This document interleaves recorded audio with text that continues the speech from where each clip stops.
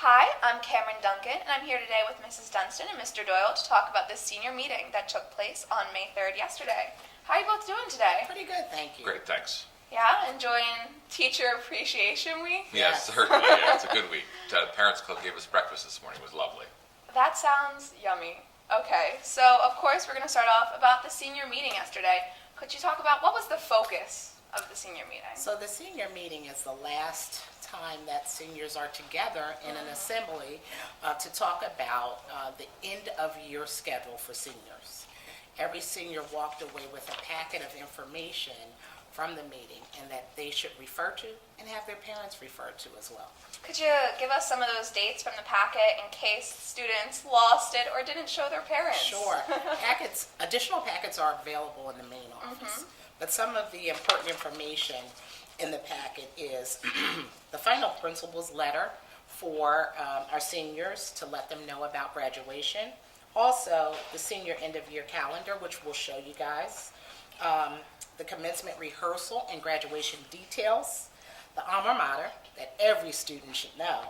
And also information about how students are going to get their caps and gowns at our dress rehearsal. Okay, so speaking of that dress rehearsal, when is it?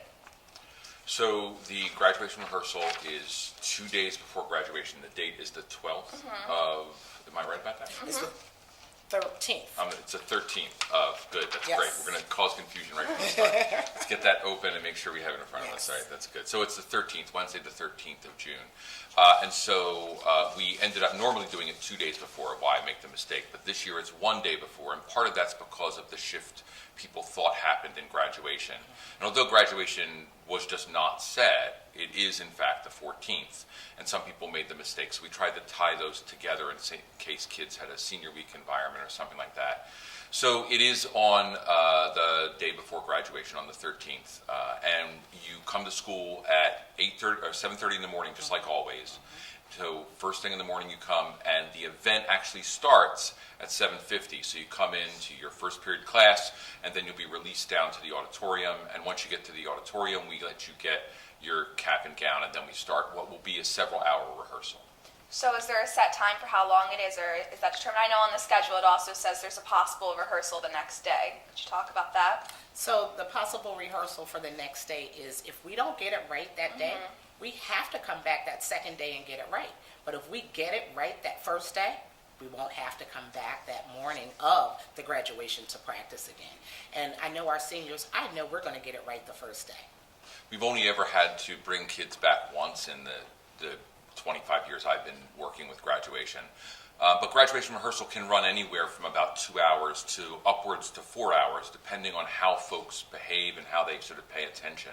We have to get through the whole ceremony. That includes practicing lining up. It includes moving people from rooms to rooms. So kids go to the gym and they come back to the auditorium. And that normally takes about 2 hours. But if people don't go where they're supposed to, or they don't sit when they're asked to, the day just can extend. So the longest one I've been a part of was 4.5 hours. It ran through lunches. It was a giant mess for us. I know this class isn't going to do that. But it's worth people knowing that it's on the students to design how quickly it goes. We do it in 2 hours. The class will make it longer or shorter. So we get our caps and gowns in the beginning of rehearsal, but when do we get our tickets for graduation? So you get your caps and gowns at the beginning of rehearsal. At the end of rehearsal, students get their tickets. They'll line up by guidance counselor. They'll receive their tickets. But wait, if a student happens to owe a debt, a financial obligation, they owe book debt, ID debt, maybe even summer school debt, they have to pay their debts prior to getting their 4 tickets. Every senior gets 4 tickets. So how will students be notified if they had a debt? I think Mr. Smallbach mentioned yesterday, if you have a library debt, he's going to put slips in your first teacher's mailbox. And you can also contact Mr. Smallbach in the library if you have a book debt. As far as ID debt, we've also put slips in teachers' mailboxes as well. And a student can check in at the main office to see if they have an ID debt. Maybe even if it's summer school debt, check in with Mrs. Titus in the guidance suite. And to be clear, like those debts, like when we say those words like book debt or whatever, we just make clear that like ID debt is when a student's lost their ID and we have to remake them, and there's a charge for that each time. And so if a student loses their ID over and over, forgets their ID, it can mount up. In addition, the book debt can be anything from a textbook that hasn't been collected, like hasn't been returned, to a library book that hasn't been returned. And so Mr. Smallbach has a list of that material. And, there are other things people could have debt for, and they'll be notified of those things, but at least we can let people understand what that actually is. So if students don't pay their debt, do they just not get tickets, or can they also not walk? Well, if students don't pay their debt, they won't get tickets to the graduation. Okay. Yeah. So it's 4 tickets per student no matter what? Yes, 4 tickets. Is there any official process students can go about trying to get more tickets than that? There's no official process. We only have enough tickets for each student to have 4 because that's the amount of seats we have. Okay. And to be clear, like, is the class is large, and so that's part of what impacts that. So you start doing the math about the number of adults in the room and the number of kids in the room, and suddenly you realize the room is completely full. And, on graduation day, some parent is going to look around and see empty seats. But those empty seats aren't seats that we didn't give. There are people who didn't come, and we can't forecast that. So in order to keep the room safe and within fire code regulations, we have this limited number of seats. Okay, so speaking of like the actual graduation day, are there any guidelines students should follow on what they should wear underneath their robes? Sure. First, let's talk about the time. Students must report to the gym by 12 noon. And we have them there early so that they can line up. They can make sure that they have their caps and gowns. We can ensure that every student looks the same with their caps, their gowns, and their tassels. If there's anything that a student doesn't have, we'll make sure that they get it. But that's why we start at 12 o'clock, so that when we move the line of procession, we're on time to start graduation at 1 p.m. Now, guidelines for dress. Males should wear dress pants, dress shoes, a white shirt, and a tie. Female students can wear white or blue, which is our school colors, skirt, dress, pants, and they must wear shoes, no flip-flops, no shorts. Yeah, it's not a sneakers day, it's a formal event, and so we want people to look as mature and professional as we would want anyone to look at a very formal event. And to be clear, everyone's wearing a blue gown this year, and so since we have everyone in a blue gown, that's part of the reason you see the ability for the women to not just wear white, which is what they had to do in the past because of the thinness of the gowns. Okay, so students have to report at 12. Just to clarify for anyone that may be confused, seniors don't have to come to school that day. Well, they don't have to come to school that day if we don't have to do another graduation rehearsal. If we happen to have to do a graduation rehearsal, they would have to be at school by 7:30. But we know that our seniors are going to do a great job the first time, so they will not have to come to school for graduation rehearsal. So our single rehearsal's on the 13th and graduation's on the 14th. They're here first thing in the morning on the 13th. And then on the 14th, they come in and they go straight to the gym at noon. Okay. And before we move on to other fun things this year for seniors, is there anything you would like to say to people that will be in the audience during graduation? Sure. Every student deserves to have their name heard. So we're asking audience members not to yell or shout when a student's name is called, but at the end, everybody can give a hearty shout and a hearty congratulations to our students. It's really important to realize, and it's funny, you don't graduate when they call your name, right? The graduation, the actual commencement moment, is a moment where the superintendent says to everyone in the room, we accept that you've all met the requirements and we now call you graduates, and people move their tassels. And that's the moment for the screaming and yelling and cheering. We know people today are going to scream and yell potentially. We just want folks to be conscious, as Vice Principal Dunstan said, that we want every name to be heard. Each kid matters, and so we want people to respect the folks around them so that everyone can hear their graduate called. And is graduation going to be broadcasted in any way? So we live stream graduation on Ustream. That link will appear on the district website as we go to work. This year, because of some technical limitations, it may be a single camera stream instead of what we've done for the past few years with a multi-camera, just so people don't think something's broken. Ustream is a paid service, which means they may see commercials during the graduation. They aren't our commercials. They're commercials that pop in so that they can watch the whole event for free. And so I always recommend folks, if they're using Ustream, log out and log back in just before the diplomas, because it will run through the entire diplomas without a commercial. We also record that, and we make those discs available for $20. The disc is a disc of the graduation ceremony, plus it includes the prom, banquet, a pile of other activities, things that students here have built, because we have some amazing work done in the Comm Center that's about the class as a whole, including the highlights reel from Spice Day. Yeah, so moving on to Spice Day. When is Spice Day this year?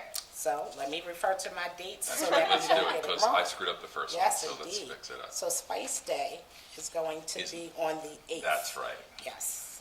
Okay, so what is Spice Day comprised of? I know it's different this year than it has been in the past Yes. 17 years or so. Yeah. So Spice Day is, Spice is what our yearbook is called. And it's a day in which students get to dedicate the yearbook to a teacher. And they get to receive their yearbooks, and the Parent Faculty Club puts on a luncheon for the students. So is it all students, just seniors? So or it used to be when I was a kid, ages ago, eons ago, all the entire class got together, and so the seniors sat in the front, and it was sort of a celebration of being a senior. About a little less, about 13 years ago, it rotated into just being seniors. It was a management issue to some extent. But Mr. Smallbach always misses everyone there. It's a tradition for him. And so the event went from what was a very large event to something much smaller. It was intimate for the seniors. So everyone will be there this year. The seniors will sit in the front, and the rest of the folks will be welcome. The rest of the population of the school will be in the room. There will be a highlights reel. There'll be some other activities, some performances. It will be a pretty exciting event. And then at the end of it, the seniors will get their yearbooks, and they'll go in the cafeteria. And the rest of the class will be dismissed to go home because it's the end of the school day. And the nice thing about that period that the students will have and the seniors will have in the cafeteria, they'll be together. They'll be together for a luncheon, and they'll be able to sign one another's yearbooks and have other people sign and just celebrate and have a good time together. So I know a lot of people yesterday at the meeting were saying Spice Day is the last time the class will really be together before graduation. Is that true? So it is. It's a strange sentence because I think you have to remember senior awards. But what I think that language was about was it's the last time you're a class together. So commencement, like you're individuals on the day of Spice Day. You're able to be your own person and hang out with your friends and chit chat and sign things and have a good time. But commencement's formal, and so senior awards, and there are events where you're more the class or you're the honoree, and that really does change the way you're able to spend time together. Okay, so moving on from Spice Day, of course, to senior awards. When is the date for that? So Senior Awards is June 12th, and it begins at 7 o'clock p.m. Seniors will receive invitations for the Senior Awards night. Are only invited seniors allowed to come, or can anyone come? I think everyone should come. I think a whole class should be there. But the only people awarded are the invited attendees. And those awards range from departmental awards to more national and regional awards. They're picked by a committee here at the school, not an individual. Sometimes they're picked by the department, or sometimes they're picked by a group of teachers who are making decisions. It's a long process to get us to those awards. And everyone should go. And I would add, too, that there is no formal dress code for that night. And yet it's a formal night. And so it's a night where instead of making the choice to wear a t-shirt and flip-flops, you might want to wear a button-down shirt, I'm thinking for a guy, right? And a pair of shoes. Like, looking the part helps you be the person you can be during that event. Is that event also broadcasted or filmed or recorded in any way? So it's recorded. It does not get distributed because of its length with graduation, but it is posted online eventually. We don't live stream that event. Okay. Of course, parents and families are welcome. Absolutely, yeah, I forget parents and families. That's why I need you. And there's no ticket requirement for No ticket anyone? requirement. Oh, okay, wonderful. And when will seniors be notified by if they're receiving an award? They should be notified at least by the 1st of June. Yeah, I think that's probably a good Yes. Okay. And I know there was talk of something about thank you notes yesterday. I know as a senior, I've never heard of anything like that. So can you tell me more about that process? Sure. So the seniors who receive awards, the day of graduation practice, will go up to the library, their cards and thank you notes there for them to fill out to say thank you. They may not have an opportunity to do that after they graduate. They may have to go straight to college or go to work. So we want to ensure that they have an opportunity to do it here at school. And to be clear, those thank you notes are part of the reason why people continue to support students. They get thanked by a student they gave money to, and many of these are substantial financial gifts. And so by saying thank you, we can guarantee that next year's class and the class after that gets the same kind of access to those gifts. Okay. So I know not all students have to take finals and whatnot. Who has to take finals? Can you give me, like, how do you know if you have to go take a final? Okay. So there's a list that's going to come out. But if a senior passed all 3 Keystone exams, they're exempt from final exams. If a student passed maybe just literature, they're exempt from their literature exam. If a student passed math or their algebra Keystone, they're exempt from algebra Keystone. If a student just passed their biology, they're exempt from the biology Keystone exam. So there's a list that's going to come out. Students will know, and students will know in advance. So if students are exempt from all of them, do they still have to come to school? Well, if students are exempt from all final exams, like we said yesterday, a student has to know where they stand academically. A student may want to take that final exam to get those points. So we ask students to really check in with their guidance counselors, check in with their teachers, check in to know where they stand academically, because they still may have to take some of those exams. And it's important to note that the school can't make those days a day off, right? So I don't think either of us are going to say, kids don't need to come to school on an official school day.